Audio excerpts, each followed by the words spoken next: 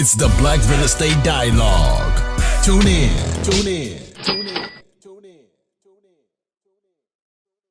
Hi, everyone. Welcome to another episode of the Black Real Estate Dialogue podcast. Before we jump into this episode, if you haven't already, definitely please make sure you like this show. If you're on YouTube, that you leave a comment, that you share. Also on the audio side, make sure you leave us a 5-star rating and review. It helps us go up in the rankings. It helps us to reach more people and spread this message all over the world. And if you leave a review, I'll read it for the listeners on the show. Also, a very, very special promotion from our sponsor, Steadily Insurance. They are offering a $20 Amazon gift card simply for getting a free quote on their landlord insurance. So the link's gonna be down below in the show notes. Let's get into it. Here with me today, I have Ben Hubbert out of San Jose, California. Ben, thank you so much for jumping on the show today. Thank you, Sam. Definitely. And Ben actually reached out to me on Instagram, and he was part of the Bread Investing community for a period of time, and mentioned that he listened to the show and wanted to get on. He shared with me his investing story and his journey, which I'm very excited to hear about. And it's always special. It always makes me feel sentimental when listeners of the show, followers of the show, want to share their own story. So if you are a listener of the show and you want to share your story on the show, send me a DM, send me an email, and we'll be glad to have you. So Ben, one of the things you mentioned to me is that you purchased 5 properties in 30 days.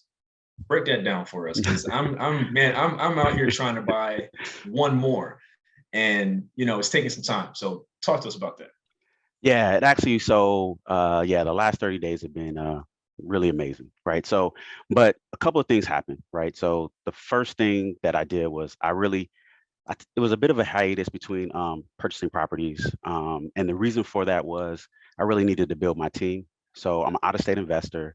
I started investing in St. Louis, Missouri, and I didn't really have all the pieces that I needed. So I'd have like maybe a realtor here, a general contractor there. Like I didn't have all the pieces I needed at that point in time. So basically, when I got to the point where I had all the pieces in place, I had a realtor that would basically go see properties for me. Pretty much, if I send an address to her, she's going to see it within 24 hours. So once I had that, and then I had my general contractor that would give bids for me. So I had all those pieces, then it was much easier for me to really look at the MLS and make offers on particular properties. So the other thing that really changed is I actually found like a niche sort of area.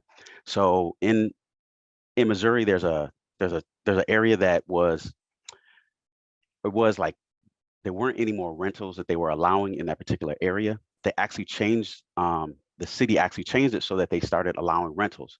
So a lot of people didn't know that this shift happened. So I actually bought 4 of my properties in this area. So a lot of people didn't know that there were rentals in that area. So that was one of the big things that changed. The other thing is that I really got an injection of private money. So I used the BRRRR method. So basically with the hard money, I still needed to come up with, a little bit of money to make the deal work. But I also have a hard money lender, which allows me to basically get up to 70% of the ARV. So with that said, I just need to get really, really good deals. And when I have really good deals, then I just needed to come with the closing costs. So then I started trying to figure out a way to get private money to basically accelerate what I was able to do. So I basically used my social media. So for the last 6 months, pretty much I put everything I did like on social media. If I went to a RIA, if I put in an offer on a property, if I went to go visit a property, it didn't matter what I was doing. I just put it on social media. So then people started recognizing that I was actually serious about this real estate thing. So at that point in time, people started reaching out to me, asking me about real estate. And at that point in time, my only response to them is I would definitely tell them exactly what I was doing. Listen, this is what I do. This is the process that I do. And I would also let them know, hey, I also offer the opportunity for people to get a return on their money, if you're interested in private lending. And so I never asked for money, but people were like, well, tell me more. So at that point in time, I really wanted to make sure that I was able to give people that I know a good return on their money instead of giving it to these banks, right? So with the injection of the private money, it allowed me to then really get a lot more properties. And with the BRRRR method, I knew that most of the notes that I have are 6 months to 1 year. So then I knew that once I get them rehabbed, rented out and everything, I could refinance out and then basically get them their money. The other thing that I was doing is the refinances that I'm doing, I'm actually doing with small banks. So the reason why I use small banks is because there actually isn't a seasoning period. So as soon as I get a lease for a renter, I can go to a small bank, and because they have their own rules and guidelines, I can basically get a loan almost immediately when that happens. So I can actually do these things a lot faster as opposed to waiting like 6 months a lot of times for people that are doing BRRRRs other ways. So that's what really allowed me to do that. Wow. Wow. We got a whole lot to unpack. That is an excellent summary. So the first thing you mentioned is that you're an out-of-state investor. And, I'm as well, as you know, I invest in the Midwest, in Ohio, live in California as well. So can you talk a bit more about why you decided to invest out of state, and beyond the obvious reasons, but why you started to invest out of state, and also if you had any fear, if you had to get over any fear of investing out of state as well? Yeah. So I mean, San Jose is an expensive market, so that's one of the hurdles. But even outside of that, like with the internet and all the things that are available right now, you can basically invest anywhere that you want to.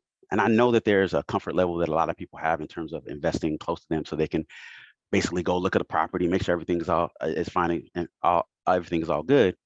But by being an out-of-state investor, I needed to set up my systems so that I could actually scale, right? So if I was something local, I would basically be trying to do a lot of the stuff myself, and I probably would get caught up with doing that.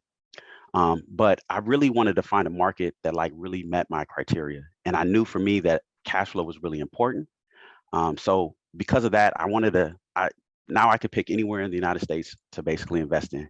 So I actually picked St. Louis, Missouri, because if you remember Gabby Burks that you had on the show, so she was talking on Instagram about like cheap like $60,000 properties in St. Louis, Missouri, and I was like, wait, what?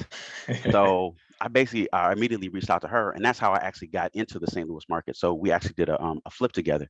But I like the market because I like that particular market because like it's really easy to cash flow. Like you can buy a property off the MLS, put 25% down, and you can cash flow with it. So that's not like what you would see at a lot of other places. But I also knew that I wouldn't necessarily get the appreciation. So because of that, that's why I also wanted to make sure I did the BRRRR strategy so I could get that forced appreciation once I do the rehab. And I would actually have that appreciation immediately once I do the refinance. And then in terms of like, was I investing out of state, was I scared? So when I first started out, I was like, listen, I just want to basically accumulate properties. So I actually got a turnkey company. So they basically at that point in time, I just gave them 25% down. I was like, listen, you guys handle everything. The problem is like I did two of them like back to back. I ran out of money. So, but I that was my introduction to sort of out of state. Like I basically didn't have to do anything at all. They already did all the rehab, so and they handled everything. So everything was good. So, but I also noticed that they basically bought the property, rehabbed it, and then marked it up for me.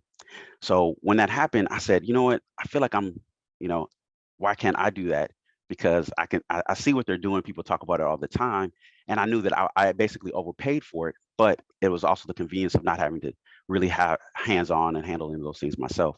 So at that point in time, I was like, man, can I do this myself? So what I did, instead of immediately jumping into sort of, doing my own BRRRR rehab or anything like that, what I did was I actually partnered with somebody that was doing a flip in DC. So I basically provided gap funding for him on the rehab project.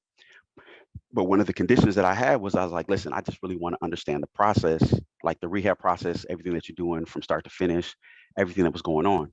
So once I did that with him and I was learning, we were talking once a week, and I saw that entire process all the way through the flip, I got a lot more comfortable with the overall process, understanding what the hard money was looking like, what the draws were looking like, managing contractors. So all those pieces, like I actually got to see them. So that got me a lot more comfortable with actually trying it myself. And that's when I basically I did my first BRRRR in San Antonio, Texas, after that one closed. So, but I in the got you. beginning, I was like scared to do it myself. So I just basically kind of work with somebody else to kind of get my foot in the door and kind of get a little more understanding. Got it. So you started investing out of state before St. Louis. Yeah, so I bought two turnkey places in Birmingham, Alabama, and then I moved to San Antonio, Texas. I did a BRRRR there and a flip there. It was a market that was getting really good appreciation, but it was really hard to cash flow. And I knew for me, like I was like, listen, I need to get more cash flow because that's really what's going to move the needle for me, right? So I'm going to be able to, basically offset the current money that my current income right now, and decide whether or not I really want to go to work or whether or not I want to just do real estate full time.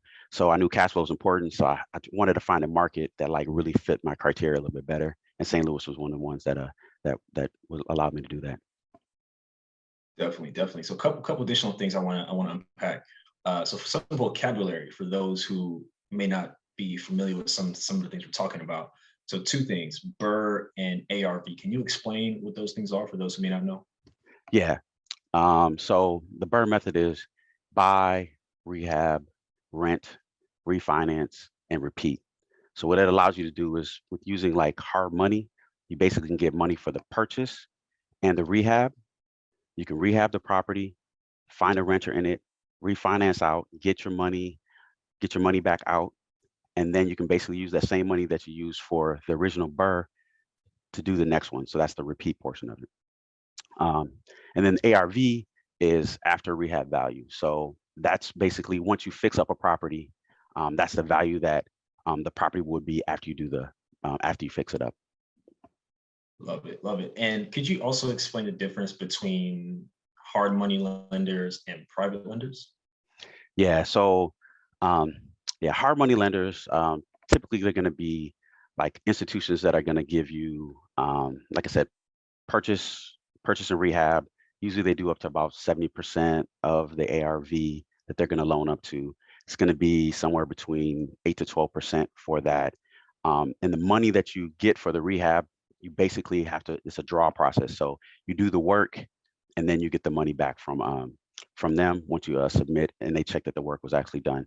Now, private money lenders, you don't have to worry about all the draws or anything like that. You get the money immediately. So you basically say, hey, listen, you know what? I'm going to give you this X amount of return on your money.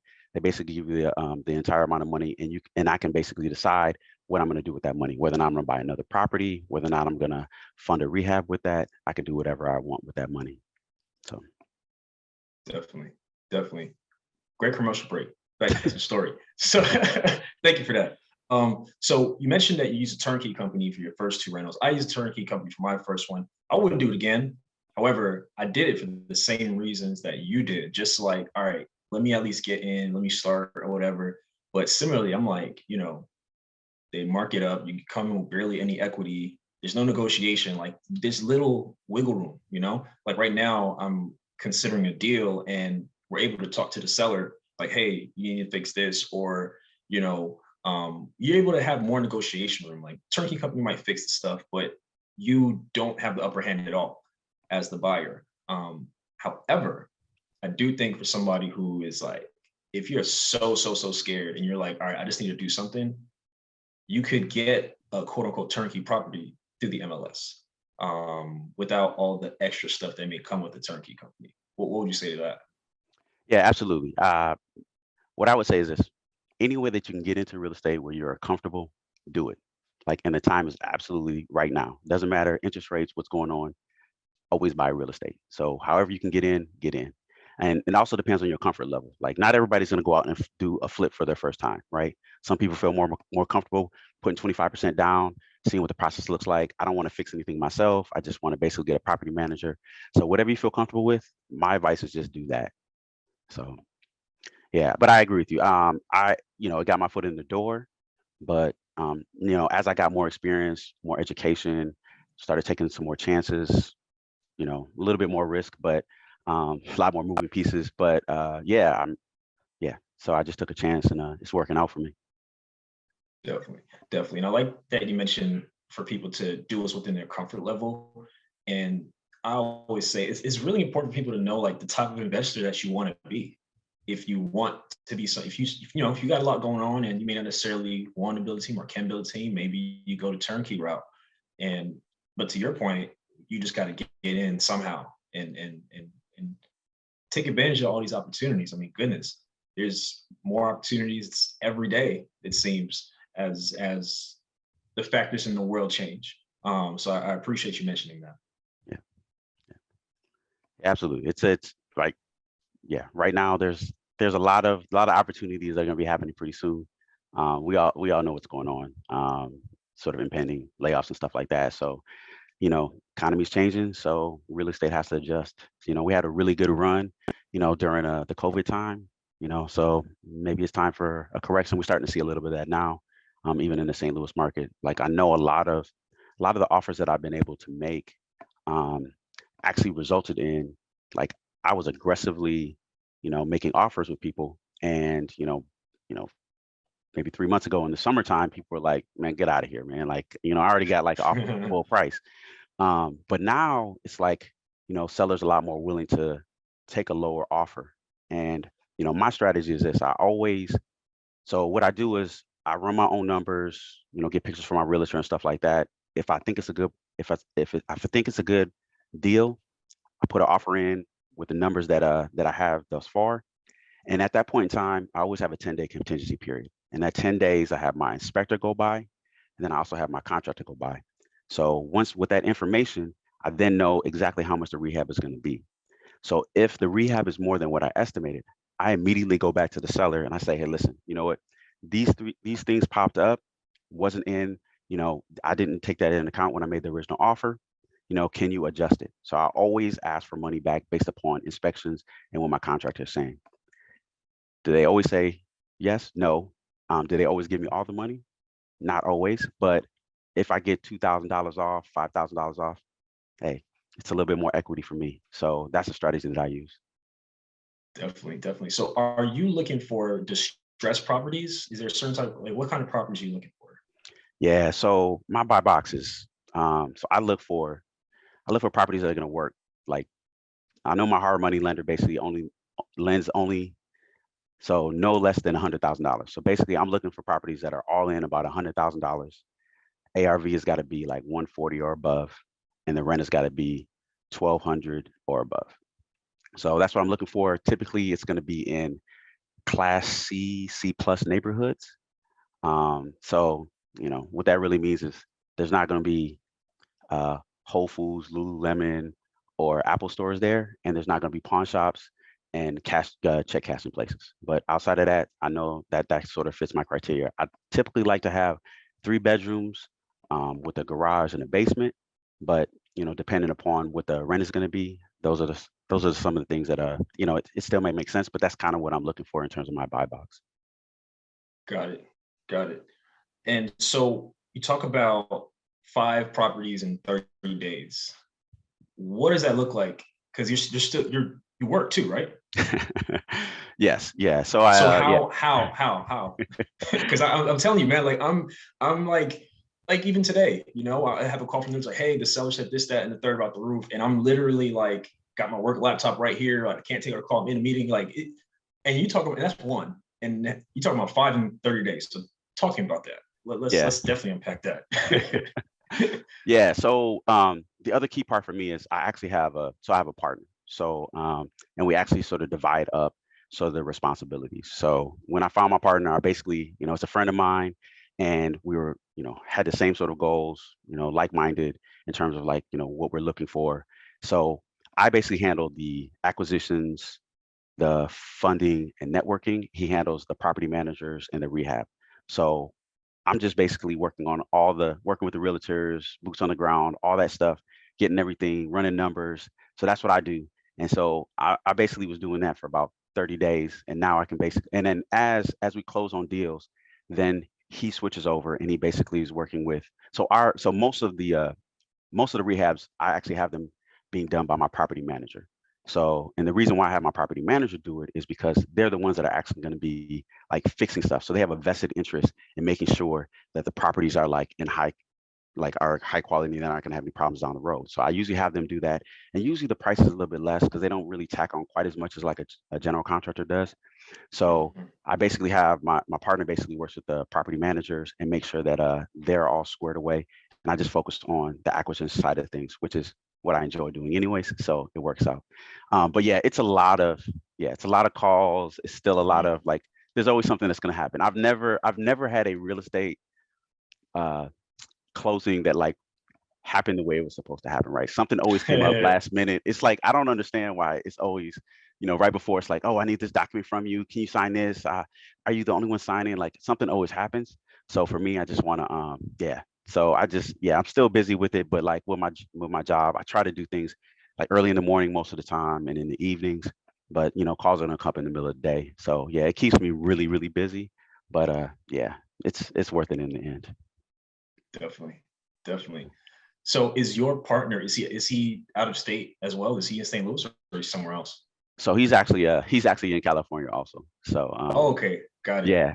yeah. So in that case, like it would be nice to have somebody that was actually there, but it works out pretty well. Like Yeah. with pictures, video, and we always have like either our property manager or we have um an inspector go by and make sure that like progress is happening as we're expecting. So we always sort of have like checks and balances just to make sure work is being done and it's high quality. So a lot of that we can sort of manage from here. And then the other thing is like managing your property managers. That's a whole job within itself. So Let's which talk about it. I'm sure you probably know about that stuff. Yeah, man. I was gonna ask you, how do you have you had to go through multiple property managers, and how do you find a property manager that you can trust? Because it hasn't worked out for me in that regard. So I'd love to hear some of your insight. Yeah, so I've been investing in St. Louis for about a year and a half. I've gone through 4 property managers. So it's definitely something I where bet there's what? 4? 4 property managers. Yes. Wow. So yeah, 4 property managers. And the reason why is because a lot of times, like it just doesn't work out, And but the way that I find almost anybody that I have on my team, I basically look at Facebook groups. I go to RIAs and I go to Bigger Pockets. So I look at those 3 places and I get a bunch of different referrals. So I'm a referral only type of guy. Like if you had a good experience with it, I'll try them out. Like I'm not going to say that they're going to be great. I'm not assuming that everything's going to be good, but I definitely will have a conversation with them and see what they're doing. Now, one of the things is that like with some property managers, everything seems good, but the important thing for me with property managers, I just need communication. So at the end of the day, like I basically hire property managers.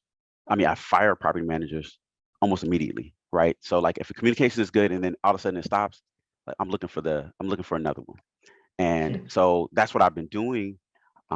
So that's why I've been going through so many of them, because like at the end of the day, like I don't want to worry about my property all the time, right? Like I don't want to have to call you up and see, hey, what is this extra expense on my statement, or how come the money wasn't deposited? Like I just don't want to worry about that quite as much. So for me, as soon as things start to break down in terms of a property manager, I basically just I just fire them and move on to the next one. Just give them the 30 days. So it's not a straightforward process, but like as one of the things that I've noticed is that as I start to find property managers that only like work in like better neighborhoods, I tend to get a better sort of a quality of service from them, right? So that's why I kind of have a property manager now. They only work in certain areas, and they typically get better clients. The communication is better. So that's kind of what I've been finding right now. So a lot of it's just referral basis. And when people have like really good experiences, not like, hey, you should talk to this person. I'm like, listen, tell me about your experience with that person, right? Like, so what is their communication style? Like I ask those questions to that person, because everybody's gonna say, hey, oh yeah, any way that you want to communicate. Listen, text message, give me a call, whatever. But I want to know after I sign a contract with you and you're collecting the checks, like, are you still going to answer my calls, right? So that's kind of like what I do, is basically talk to people about their actual experiences. So on a referral only basis. Got it. So the key is fire fast. It's not, hey. Exactly. I do it with everybody, like contractors. It doesn't matter. Just when it stops working for me, just move on. So yeah. Yeah. No, I respect that. I'm guilty of keeping a property manager too long because I was afraid. And so, things have been tremendously better since getting rid of them. And I agree with you. I think a lot of times for newer investors, or maybe people who are out of state, maybe they might be a little bit nervous, like, well, what am I going to do next? But you just mentioned multiple ways to find somebody else or find one person. So you mentioned real estate investment associations, RIA. For those who don't know, you mentioned Facebook groups, and you mentioned BRRRR. So there are places out there where you can find good people for your team, and I can attest to that as somebody investing in that estate, because I have boots on the ground outside of my realtor. She is an investor out there that are bigger pockets. So the internet is definitely your friend. Absolutely. Yeah. Definitely. So you mentioned as well, Ben, that you use small banks, and I feel like that's not something people really know about. When you think about banks, you probably think about whatever the big retail bank is in your area, or whatever the big global banks. We know all the brands, right? Chase, Citi, whatever. They're not paying me, so I'm gonna stop saying them. But you get the point. So can you talk about, one, how you found out about small banks, and two, the reasons that people should consider using small banks when it comes to investing? Yeah, absolutely. So, so Henry Washington, who you had on the show, he's actually Yeah. my real estate coach, right? So he's my coach. So, No way. yeah. So he's Oh, that's amazing. Shout out to Henry. That's amazing. yeah. So, no wonder you're killing it. hey, it helps to have a great mentor. So, Oh, yeah. yeah. So I've been in his rentals to retirement program for a little while, and he actually introduced me to small banks, because I'm like, wait, I don't get it, but like, basically, when it makes a lot of sense. So that's how I found out about it. But and like the way that I basically, because before, I'm like a lot of people, like, listen, I go to Bank of America, that's where I do all my banking, right? But these small banks, they have a lot more flexibility, and they have money that they have to loan, right? Like, that's how they make their money, is by loaning. So, basically, you want something, you want to find a bank that's going to be like overall assets under $1 billion, right? So those are the ones that are maybe able to kind of work with you a little bit more, in terms of like making a deal work. And they're a lot more flexible in terms of, like, the terms, how much of how much the ARV they're going to lend it to, how many years it's going to be fixed, the amortization. Like, there's a lot more flexibility, and the criteria that they have is a little bit more flexible, right? Like, they work with you, particularly like if you're, starting off and you're like, hey, listen, I'm going to be buying, 6 properties, in the next year. They're like, okay, I'm going to get more money from this guy, right? So in a lot of cases, they're willing to work with me. So that's why I started, like, talking to some of the small banks. And the other thing that I mentioned before, like, the same restrictions of the 6-month seasoning period, they don't have it, right? So they can basically make their own rules. If it's a good deal, they can loan on it immediately once you get a renter. So for me, I'm like, listen, it basically accelerates my BRRRR, right? So instead of BRRRRs taking 6 months with money tied up, I can probably do it in this one I have right now, probably be able to refinance out in about 2.5 months. Got it.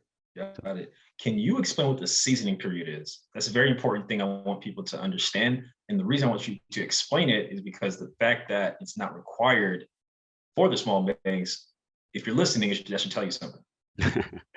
Yeah. So what it is so a seasoning period is basically, for a lot of banks doing refinances, like, it's the period in which you have to sort of hold on to property before they will do another appraisal. So up until that period of time, a lot of times they basically just look at whatever your purchase price is, and that's what it's worth. Doesn't matter what you do to it.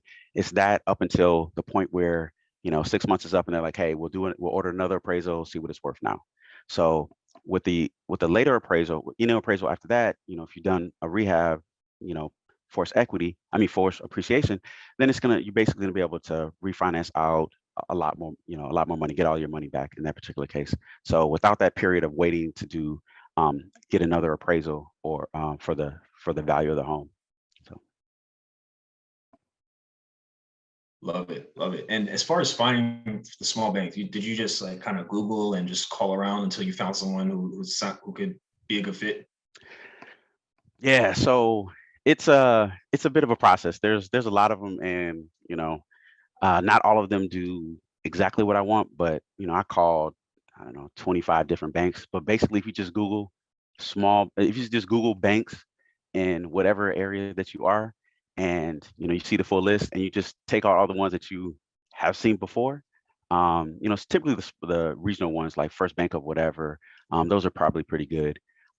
But yeah, just throw out the big ones and just start calling people up. And I did that, and it took a little while to find somebody that was going to work with me. Being like the first time out of state investor, but I found somebody that basically saw what I was doing, saw my real estate experience portfolio, and was really comfortable with lending me some money. And then we just kind of kept rolling from there. Definitely. And what are some of the questions you're asking to make sure they're a good match for what you're trying to do? Yeah, so I basically ask them about their loan products. A lot of times I know exactly what I want, right? Like, so I want basically 5-year fixed, 20-year amortization.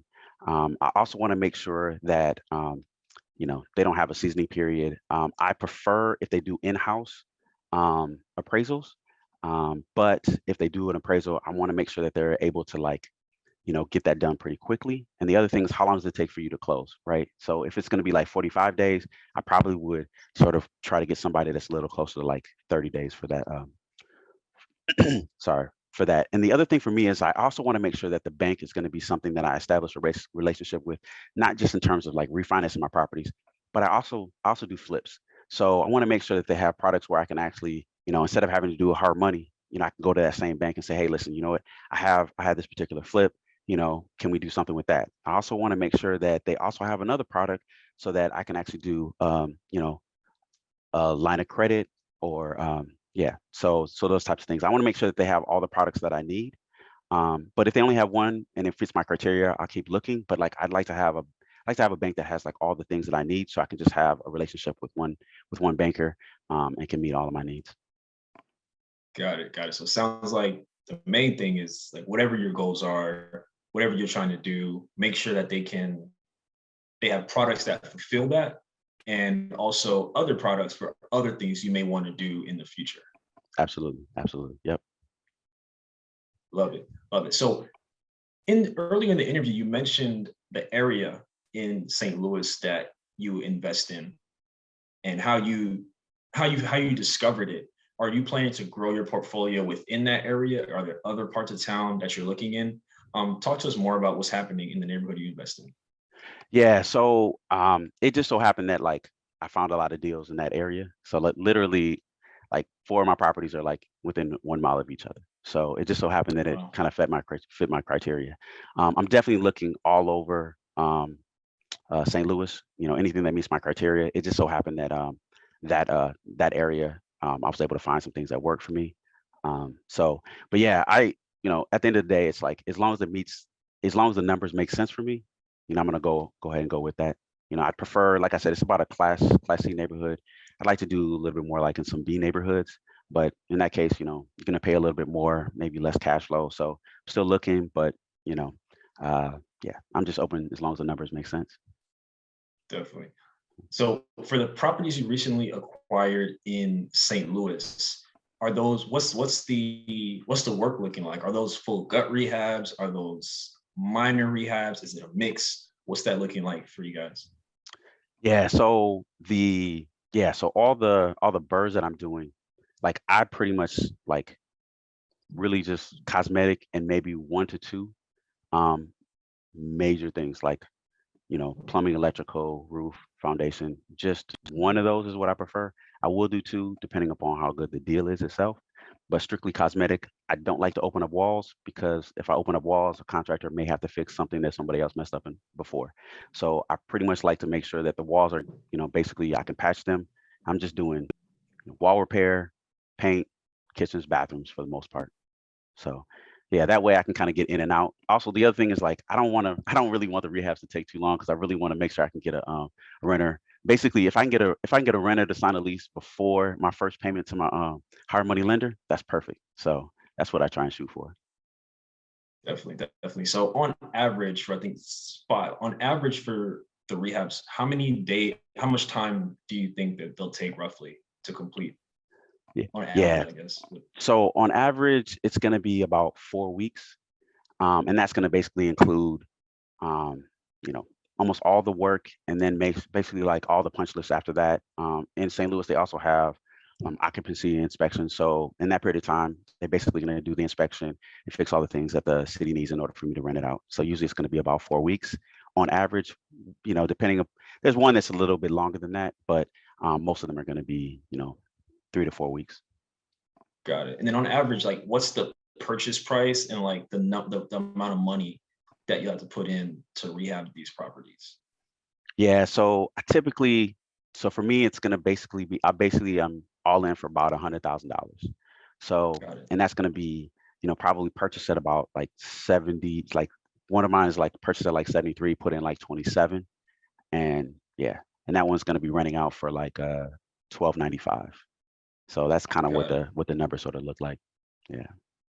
Got it. When you refinance, how much do you typically take out? Do you typically take out like 70%? Do you have like a formula for that? Like how do you usually approach that? And the reason I'm asking is because a lot of people talk about like BRRRR, and I don't think they really understand the entire picture, particularly like especially at the end, right? Because it's like you gotta know how much you should take out if you're trying to rent out in order to still cash flow. I don't think people really consider that. So can you talk a little bit more about your approach for that? Yeah, absolutely. So for me, I'm basically pulling out enough money to cover my costs that I basically put into the property to purchase rehab. And if I can pull out money for like the holding costs and my closing costs, that's cool. If not, I'm still not leaving that much money in the deal um, within itself. So for me, I just make sure that I can still cash flow. So for me, I'm looking at, after all the expenses are paid, I'm looking for a minimum of $100 per door. So for me, as long as I'm hitting that, and that's basically setting aside 20% for like CapEx, maintenance, vacancy, all that stuff. As long as I have that, then $100 is good for me. I just basically can go up to that point. So that's how I basically do the numbers. And like right now with the interest rates going up, I still make sure that it's $100, but I know down the line, as soon as the rates get better, I'm going to go ahead and refinance. So it's going to go from 100 to, whatever, a little bit more after that. So I'm always looking at right now to make sure that it's good right now, $100, but I know that it'll get better. Plus I raise the rents typically at least $25 every year anyways. So I know over time it's going to continue to continue to grow my cash flow. Love it, love it. Is your preference single family or multifamily? Yeah, so I just do single family homes. And a lot of people are like, oh, don't you want to do small multis, apartment complexes? And for me, I'm just like this. I want to understand one asset class very well before I move on to anything else. And for me, so in addition to doing the BRRRRs, I also do flips. So I know that I'm always going to be looking at single family homes to do the flips. So I want to make sure that like I really understand that asset class really well. So that's why I stick to single family homes. And if I end up at the end of the day wanting to sell it, I don't really want to sell to an investor, to be honest, because they try and lowball, right? I do the same thing. So for me, I want to basically sell to, I want to sell to somebody that basically wants to make this their home. So for me, that's why I like single families. The cash flow is, cash flow can be really, really good for like multifamilies, like quadplex and stuff like that. But the other thing that I think about is the rehab time, right? So for me, I know I have one kitchen, one bathroom that needs to be done. I have a quadplex that's 4 kitchens, 4 bathrooms, right? So the price of the rehab goes up and the amount of time that it takes goes up also. So I kind of factor those things in too. Definitely. Definitely. So one of the things you mentioned to me as well is that you want to do mid to long-term rentals for domestic violence survivors. So can you talk to us more about that? I think that's really awesome. And we haven't had a guest who explicitly said that. So we'd love to hear more about that. Yeah, so that's sort of my long-term goal. So like that's really why I'm in this real estate thing. I mean, I like making the money and stuff like that, but like that's not really my why. Like at the end of the day, like I really, I know friends and family members that have kind of gone through that situation and not really had anywhere to go. So I really want to make sure that there's something that I can do to sort of help people in that situation. Because I know it's, can be a very daunting task to leave when you don't necessarily have very many options. Shelter might not necessarily work. So for me, what I'm looking to do is I'm looking to acquire properties that I can basically use for short-term or long-term housing, for survivors of domestic violence. Like I want them to be able to kind of go there, get a setting of like a single family home, maybe similar or better than, the situation that they came from, and basically feel a lot more comfortable in a very safe environment. So that's what I'm really looking to build. So, but in the meantime, like as I'm still building up my portfolio and making sure that I can, take some of that money, and I'm saving it basically so that I can sort of start purchasing those properties and doing that. I also donate like 10% of my profits to a shelter in St. Louis right now. So Definitely. So in an age where there seems to be a lot of attack on investors, and people assume that landlords and real estate investors don't care about anybody and just are in it for the money. You just mentioned two things that I think are great, and it shows the power of ownership and investing. You can use it. I mean, obviously you want to be profitable, but you can also change someone's life, and get somebody out of a challenging situation and provide them with some comfort and some shelter, and also using profits to help out a shelter.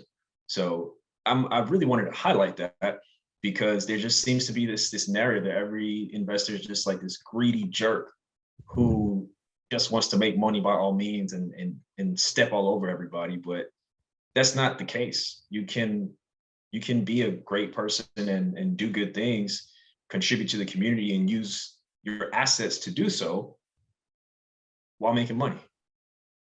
absolutely. I mean, for me, like, I mean, real estate can be hard at times. So for me, I just can't do it for the money, right? Like, I mean, I make good money in my normal job, right? So, at a certain point in time, I would have given up a long time ago if I was just doing it for the money. So, um, but yeah, so definitely helping people, like that's a key thing for me, like basically giving, giving back, and helping people out. So it's got to be something bigger for me than just making money.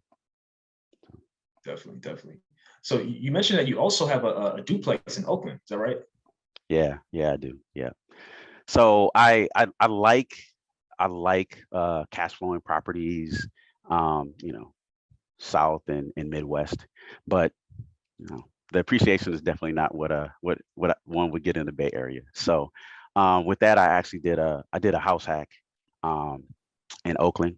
So basically, I got a duplex, got a FHA loan, 3.5% down, and then I basically rehab top and bottom of it. Rented one out, stayed for a little while, and then I basically moved out, and now it's just a rental.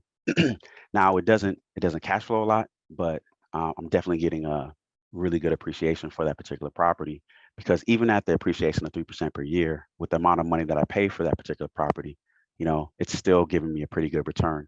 And then yeah, and then I'm getting the equity pay down every month also. So it's definitely going to end up being pretty good for me. And I'm just really waiting right now to I'm waiting right now for a little bit more appreciation, and a little bit more equity pay down, and then I basically refinance that into a conventional 15-year mortgage, and then probably get another FHA loan for myself. Love it, love it. Well, when did you get that one? So I got that one in 2021. Got you, Yeah, got you. yeah, Dope. What part of Oakland? uh, yeah. It's the east side. Got you. Okay, cool, cool, cool. Yeah, Dope, dope, man. Hey, that appreciation in California, the Bay and down here in the LA area is crazy. So good move. yeah. It's definitely paying off. Plus, the renters are actually they're covering the mortgage. So, like I said, not a lot of cash flow, but I'm basically able to keep afloat with it, and then yeah, it's kind of an appreciation play. Yeah. Definitely, definitely. And I mean, in expensive markets, that's kind of what you're in it for.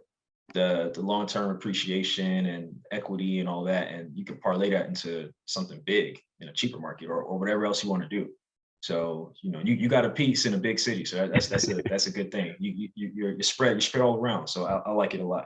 Yeah, yeah. Just gotta pick markets that fit my criteria, right? Little appreciation here, little cash flow there. Maybe Airbnb in 2023. Let's see. We'll see. Definitely. So something interesting that you mentioned earlier in the interview is that you find your deals on the MLS, multiple listing service, for those who don't know.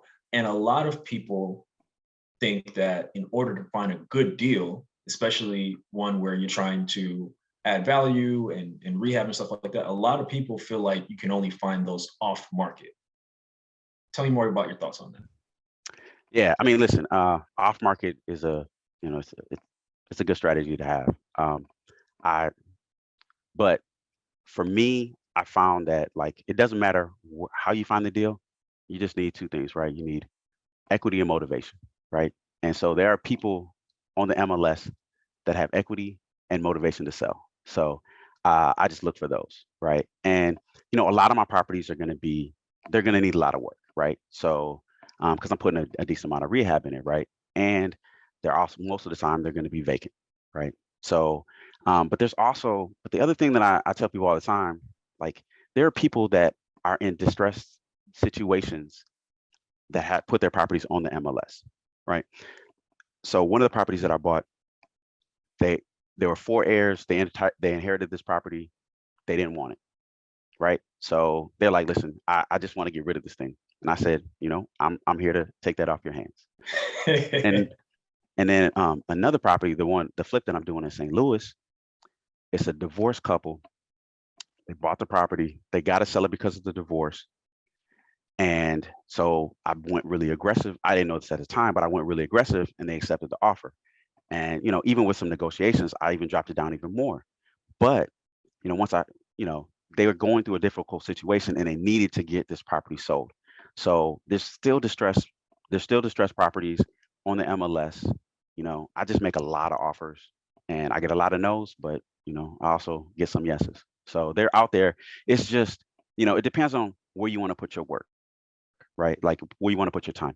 Do you want to call a bunch of people, send a bunch of text messages, talk to a lot of people, or do you want to just make a lot of offers on the MLS, right? Like you still have to be consistent and keep making offers. It just depends on how you're going to go about doing it.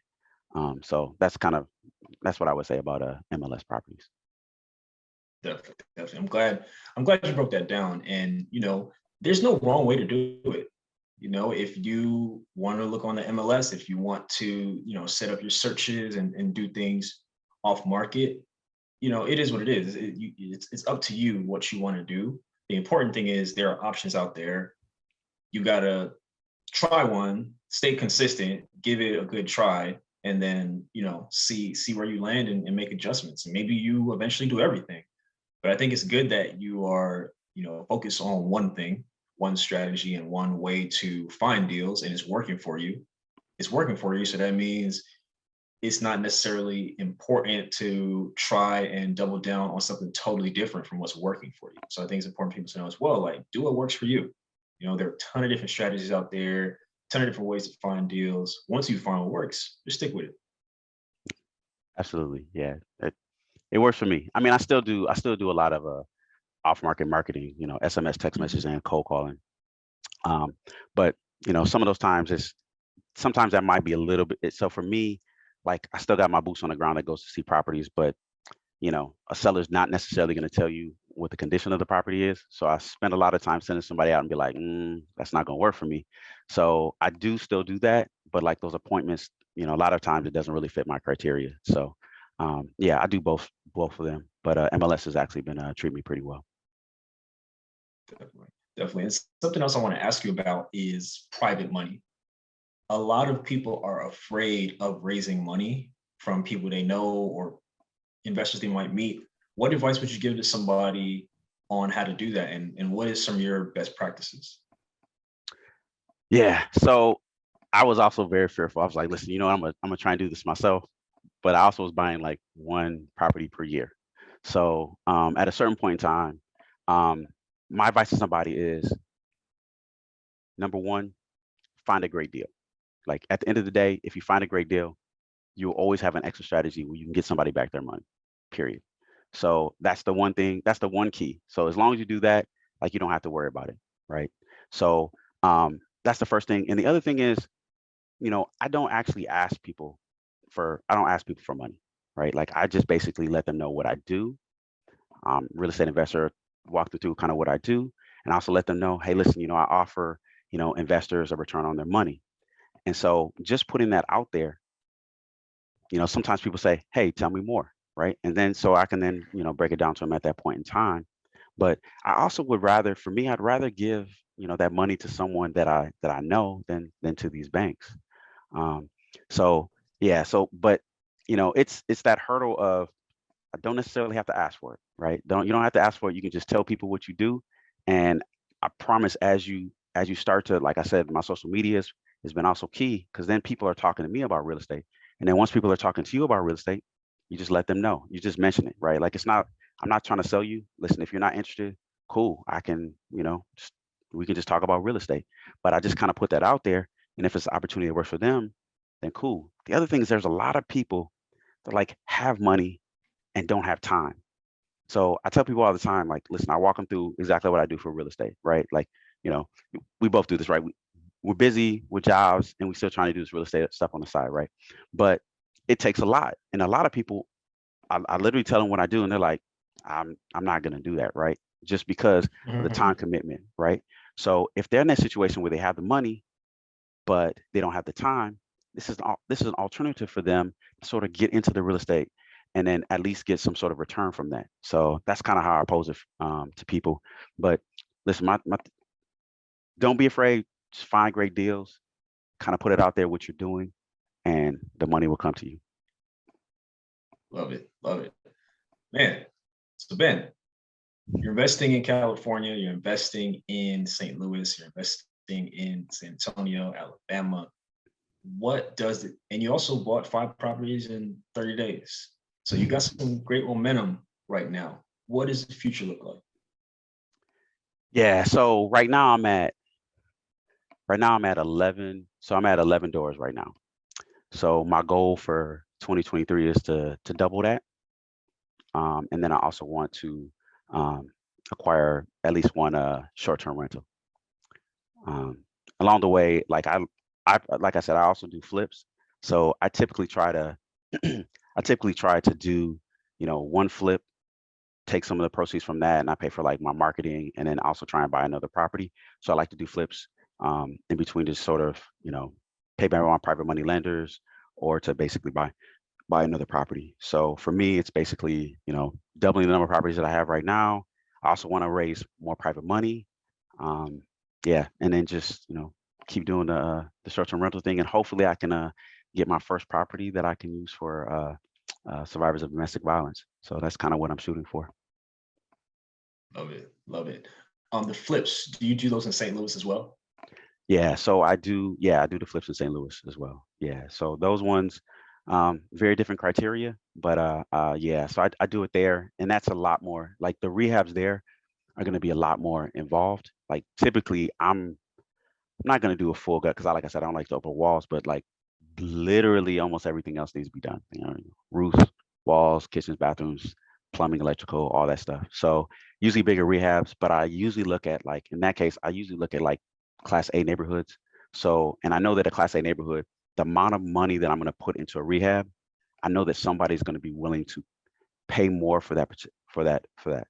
So, I'm not putting granite countertops in any of my rental properties, because no one is, the value's not going to go up that much, right?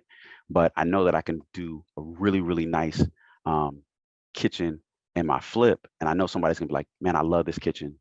I definitely want to pay top dollar for this particular property. So for me, and I usually have my general contractor work on that one, because I know that, and I let them know, listen, we want to go high-end kitchen bathrooms, because that's what people really like to look at. So it's a very different sort of feel for like what the rehab is going to look like. But yeah, I definitely do flips as well. Yeah. Love it. Love it. Love it. And can you explain, because we talked about neighborhood classes and stuff like that. Can you talk about what is an A class neighborhood, B, C, D, et cetera? Can you break that down real quick? Yeah. So I mean, there's a couple of different ways that people do it, but like, an easy way to do it is just if you look at like the median price of homes in a particular zip code or neighborhood. Typically, like, A is going to be the highest, and then, like, Class D neighborhoods are going to be like the lowest.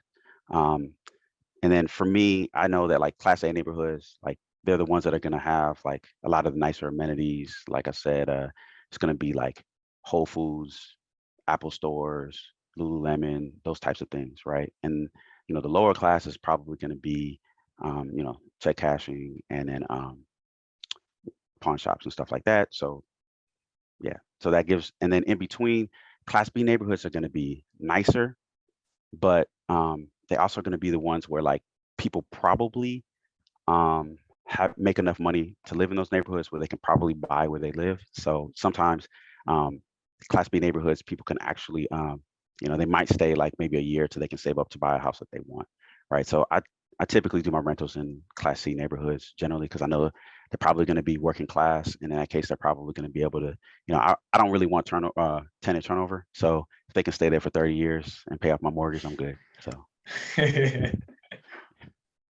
definitely.